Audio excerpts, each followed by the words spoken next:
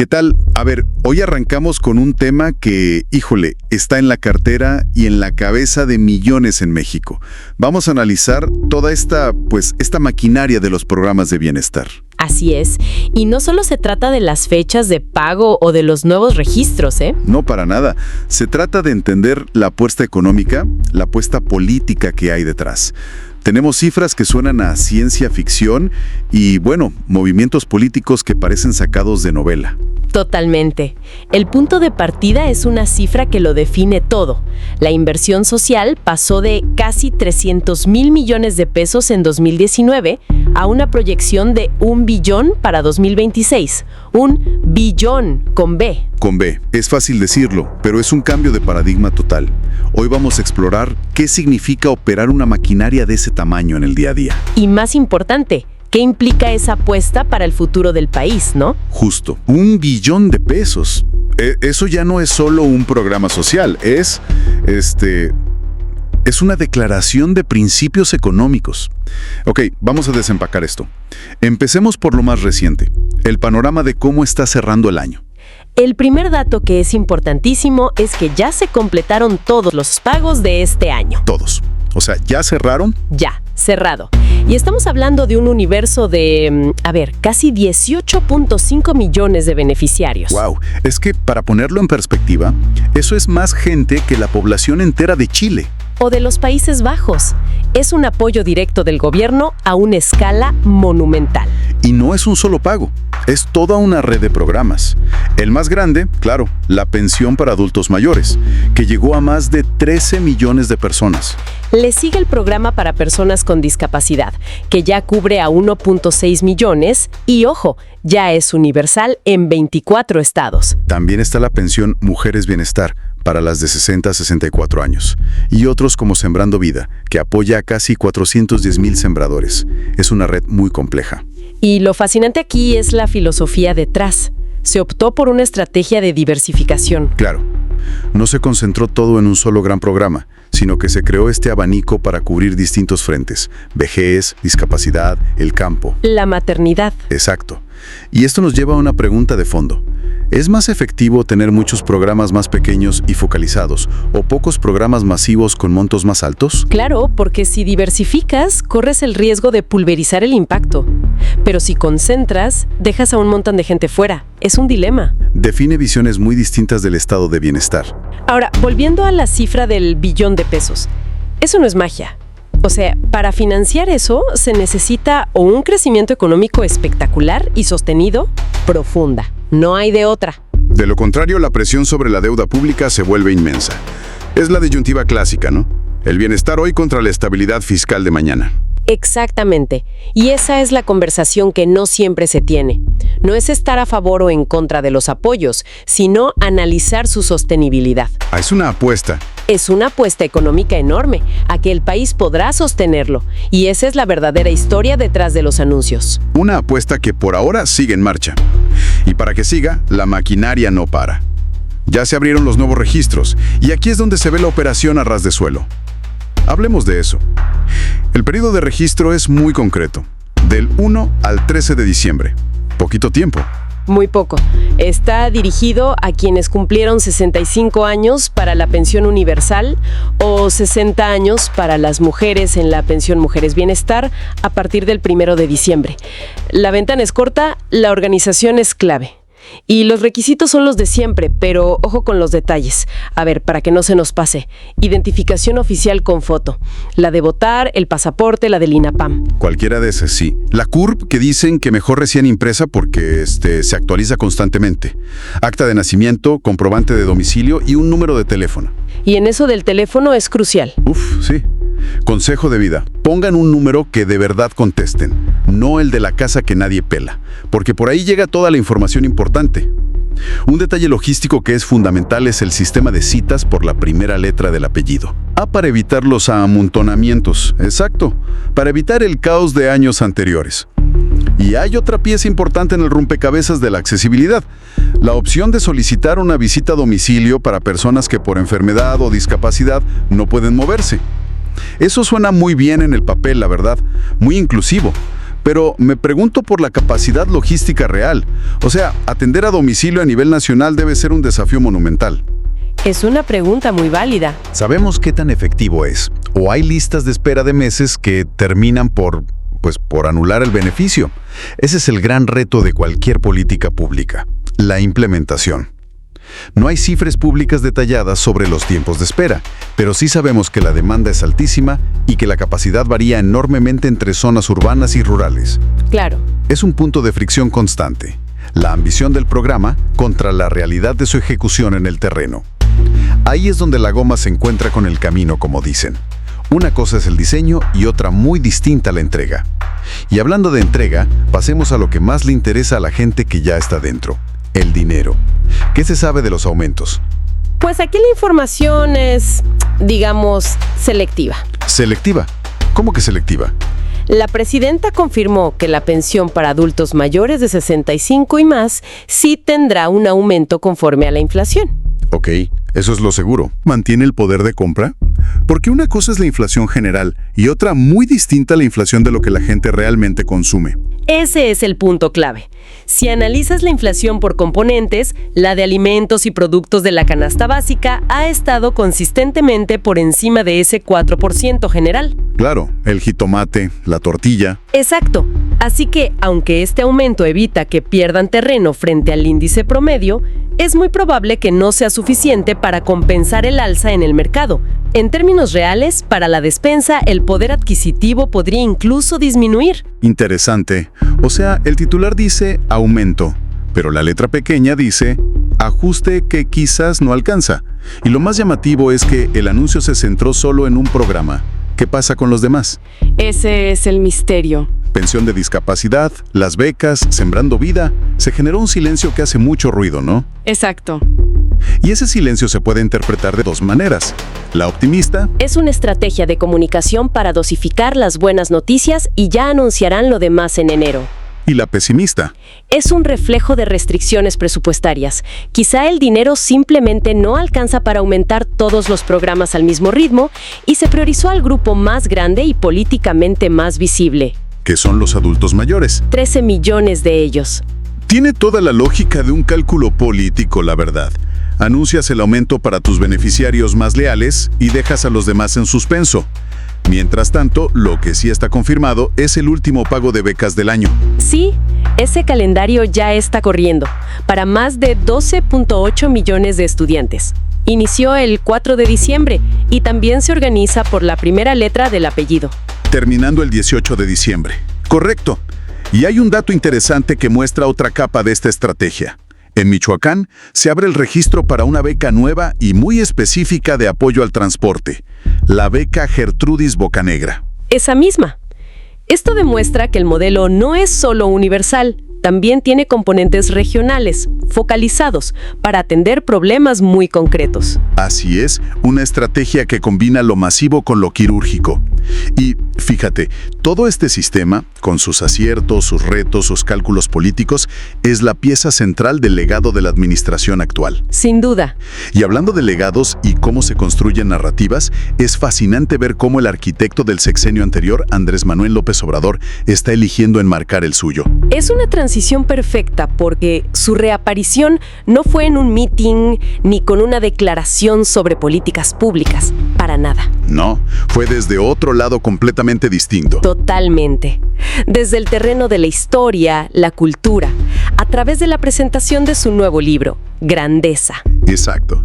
Después de un tiempo de relativo silencio, reaparece en un video no como político activo, sino como autor, casi como un pensador.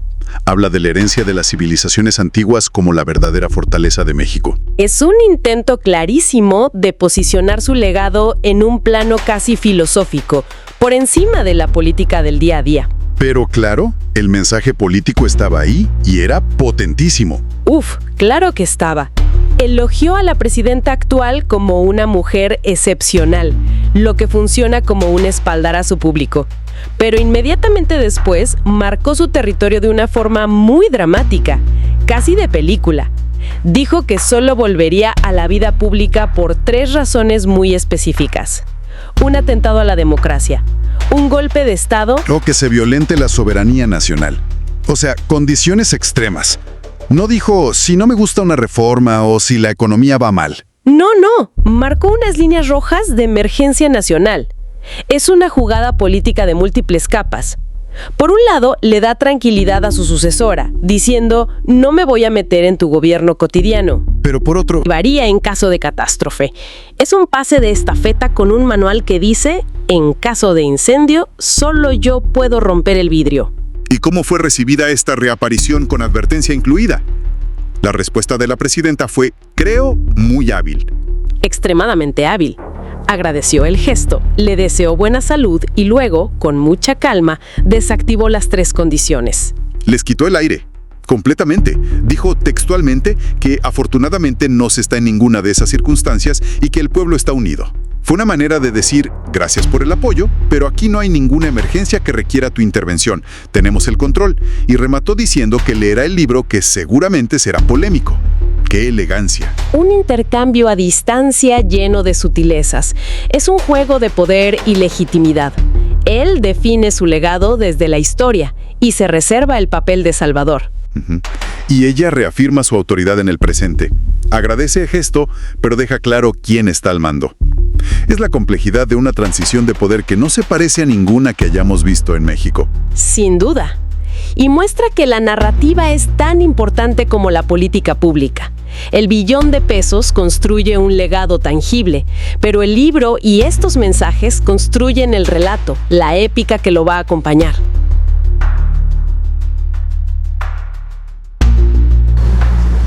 Ok, bien, y Presidenta, también con el tema de la detención del personaje al que se le atribuye la intelectualidad, será el autor intelectual del asesinato de Carlos Manzo, si se investiga también, seguramente, eso lo podrá informar el gabinete, pero si usted tiene conocimiento, si se investigaría o va a instruir la investigación a los negocios que tenía este personaje, entre ellos, al parecer, pues, tema de tráfico de metales y joyas preciosas, y si se detendría la operación de este tipo de empresas en caso de que se determinara que en efecto él estaba involucrado en ese tipo de negocios.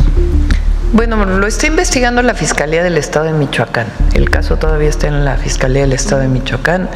Y si hay alguna información adicional derivada de la ayuda que está brindando el Gobierno de México a través del Gabinete de Seguridad, pues lo estaríamos informando, ¿no? Finalmente, Presidenta, quisiera hablarle sobre un caso, sobre el tema de Romel Pacheco, el titular de la CONADE. Preguntarle también sobre el tema de algunas presuntas irregularidades en torno a la adquisición de propiedades, o más bien la diferencia de lo que hay en el registro público y de lo que él declara pues anualmente en torno a lo que él tiene, ¿no?, como propiedad. No sé si usted ha solicitado información en torno a esta que se dio a conocer en proceso, a esta manera en la que se hizo él de alguna propiedad y que incluso, pues también implica a otra deportista, y que sobre todo por el asunto que pues él tiene aspiraciones, de eso se habla pues en lo personal en esta entrevista que se dio, aspiraciones a llegar a una gubernatura. Yo quisiera preguntarle si ha analizado el caso, si vio sobre la situación de Pablo Espinosa y Romel Pacheco, y si tendrá que hacerse una revisión en torno a este tema, pues para ir con rectitud sobre lo que se declara y lo que se tiene realmente como propiedad. Entiendo que lo aclaró, y para conocimiento de todos, cuando sale en algún medio alguna acusación, alguna presunta irregularidad de un servidor público, una servidora pública, lo toma la Secretaría de Anticorrupción y Buen Gobierno y hace su investigación. En caso de que resulte alguna irregularidad, pues se siguen los procedimientos legales. En caso de que no, pues se desecha el caso. Pero en este caso, pues igual la Secretaría de Anticorrupción y Buen Gobierno analiza, y entiendo que lo aclaró. Entonces, no depende de la presidenta, sino pues de las áreas que corresponda, y si es el caso, pues me informará la Secretaría de Anticorrupción y Buen Gobierno si hay alguna irregularidad. Pero hasta ahora, pues lo que entendemos por la propia información que ha dado él es que está aclarado, pero repito, pues depende de la Secretaría. Sí, también estaba pendiente el tema de la Secretaría de Anticorrupción y Buen Gobierno por el asunto de SAT ID, esta plataforma en la que por algunos errores podía tener vulnerabilidad por parte de quienes estuvieran registrados. No sé si en algún momento se va a presentar la información. Ya lo dijo algo aquí la secretaria, ¿no?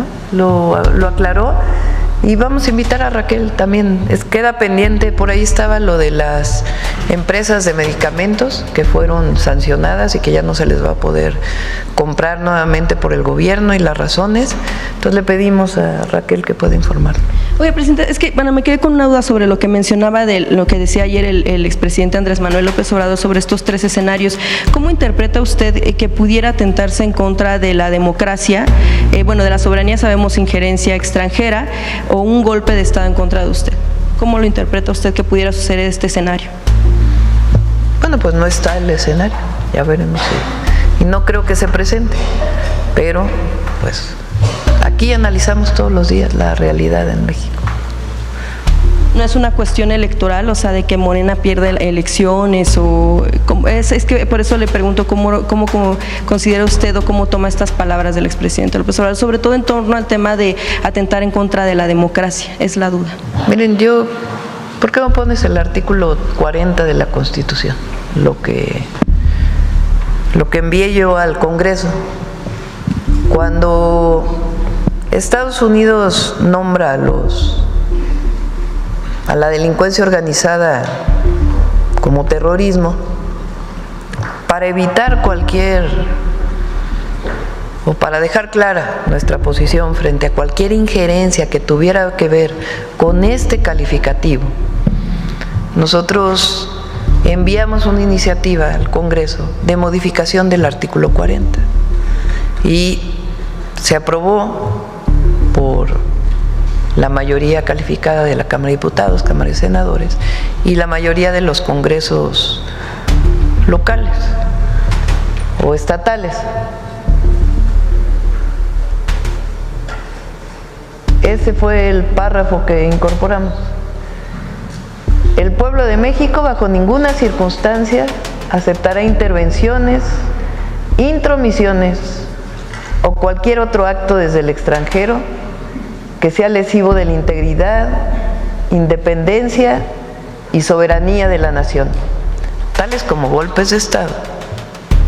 Hay una historia en América Latina de injerencia a partir de golpes de Estado, injerencias en elecciones o violación del territorio mexicano, sea esta por tierra, agua, mar o espacio aéreo. Y una segunda parte, ¿no? Tampoco consentirá intervención en investigación y persecución alguna sin la autorización y colaboración expresa del Estado mexicano en el marco de las leyes aplicables. Las injerencias se dan de muchas maneras. Ahí está la historia. Entonces, hay que permanecer unidos. Eso es lo importante. Y informados, unidos e informados. Bueno, vamos a ver la compañera.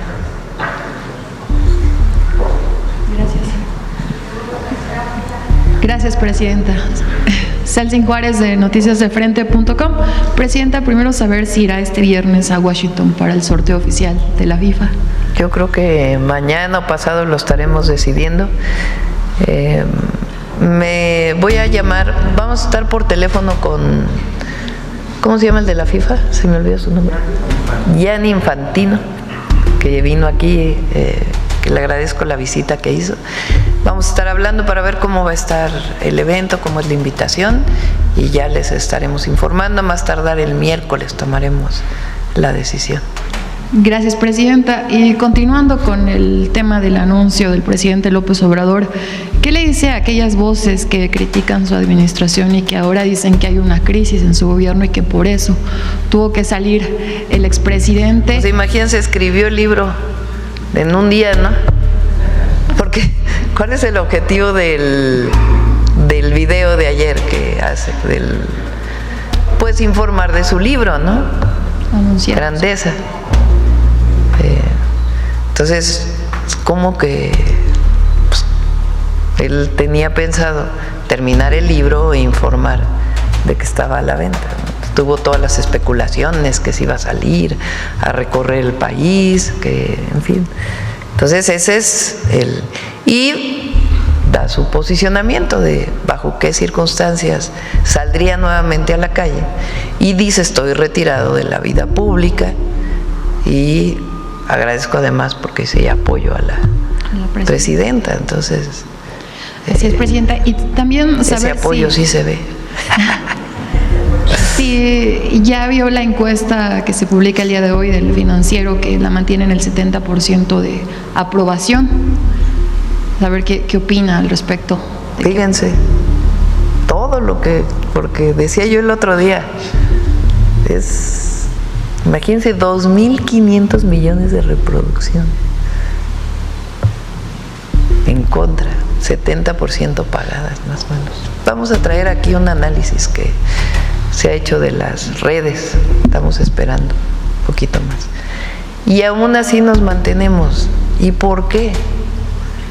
Pues porque la gente sabe dónde estamos, qué hacemos, que trabajamos todos los días por el bien del pueblo de México, que no nos rendimos, nunca, jamás, que avanzamos con la transformación y que no hay traición. El día que la gente nos llegaría a quitar su apoyo es porque traicionaríamos al pueblo, y eso no va a ocurrir porque lo hacemos por convicción. Entonces, vamos bien. Gracias, presidenta. Y sobre este objetivo del libro del presidente López Obrador, que es desmontar esta narrativa que se creó para justificar los crímenes y el saqueo de los pueblos originarios, y el debate que se va a generar seguramente al respecto, saber si su gobierno también se sumará a la investigación para conocer pues qué fue lo que realmente pasó, qué fue lo que realmente encontraron los españoles al llegar a nuestras tierras, y cómo puede impactar esto en nuestras nuevas generaciones e incluso en otros países de América Latina. No sé si aquí el doctor del Real nos pueda también hablar un poco al respecto. Bueno, hay que leer el libro primero, ¿no? No hemos leído el libro, hay que leerlo. Hay una parte muy importante que siempre mantuvo el movimiento que representamos. Durante años, todo el periodo neoliberal, el objetivo fue mirar afuera. Muchas leyes que se hicieron, muchas reformas constitucionales, ni siquiera fueron escritas aquí. Fueron escritas por organismos financieros internacionales o por asesorías internacionales. Tal fue el caso de la reforma energética del 2013 y muchas otras. Y era una visión de la globalización y seguir los ejemplos afuera, como si en México no hubiera fortaleza cultural. Esto combinado con el racismo, el clasismo que caracterizó a estos gobiernos, combinado con la herencia colonial de las castas, generó también una idea de que los mexicanos éramos menos. Y no.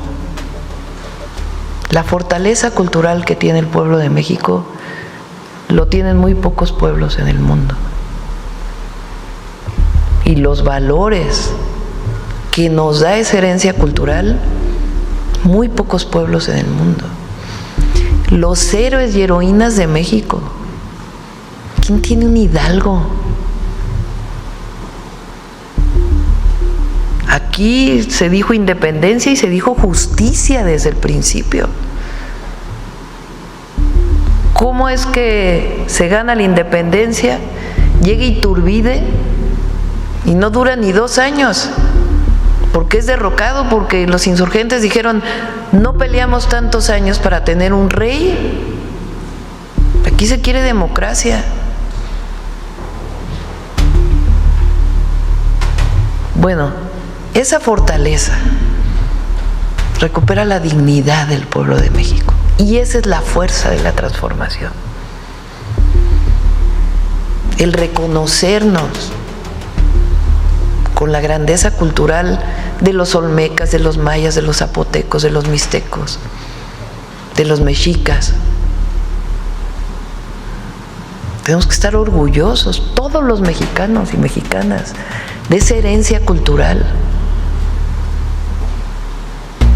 Todo lo contrario a esta visión del neoliberalismo, de que lo de México estaba mal, que aquí lo único que había era corrupción.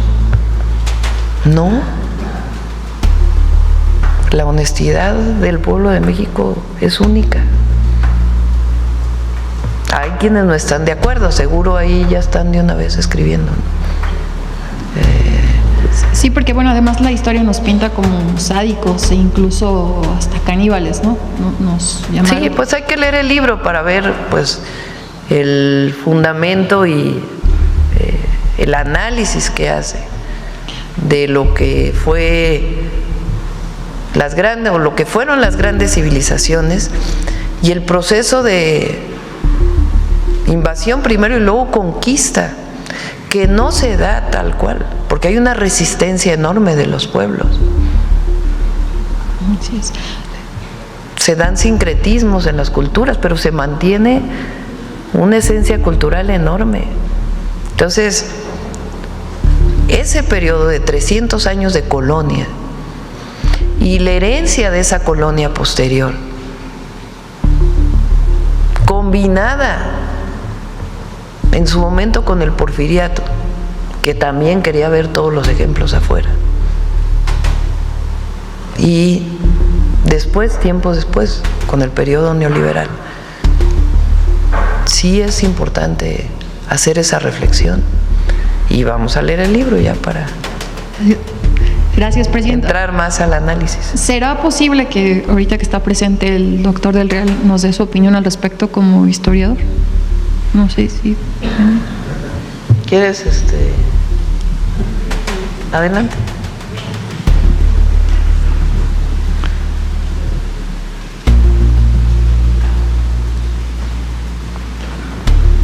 Perdón, gracias, presidenta. Antes que nada, hay que leer el libro. Y en el libro vamos a encontrar seguramente los argumentos muy sólidos para apuntalar esto que se está diciendo. Yo, en principio, y no como historiador, como mexicano, sí coincido en que hubo un exceso de magnificar la barbarie que no existía, un exceso de magnificar sacrificios humanos que no encontramos en otras crónicas de la época más que en las crónicas militares. Las crónicas de los frailes no hablan de sacrificios. Las crónicas militares sí, para justificar la guerra. ¿Sería cuánto, pues? Muchísimas gracias. Presidenta, también, bueno, continuando con la grandeza de nuestro país, la revista internacional en turismo, Condé Nast Traveler, colocó a México como el segundo país más bello del mundo. Tú siempre traes gráficas, a ver. Incluso, presidenta, por encima de China, de Canadá, de Estados Unidos, destaca... Digo que México está de moda. Destaca pues nuestras playas, los desiertos, hasta el avistamiento de ballenas. ¿Qué opina de este reconocimiento, presidenta internacional? Bueno, México es extraordinario. Pues imagínense. Ahora sí que como México no hay dos. Y la riqueza natural y cultural de México es única. Tenemos que estar muy orgullosos, los mexicanos y mexicanas, de ser parte de este legado cultural y natural. México tiene todos los ecosistemas. Somos de los países megadiversos del mundo, de los 12 países megadiversos del mundo. Y así cerramos este recorrido. Empezamos con los pesos y centavos en la cuenta de millones, pasamos por la logística de los registros, analizamos la matemática de los aumentos y terminamos en la construcción de legados políticos. Un panorama bastante completo.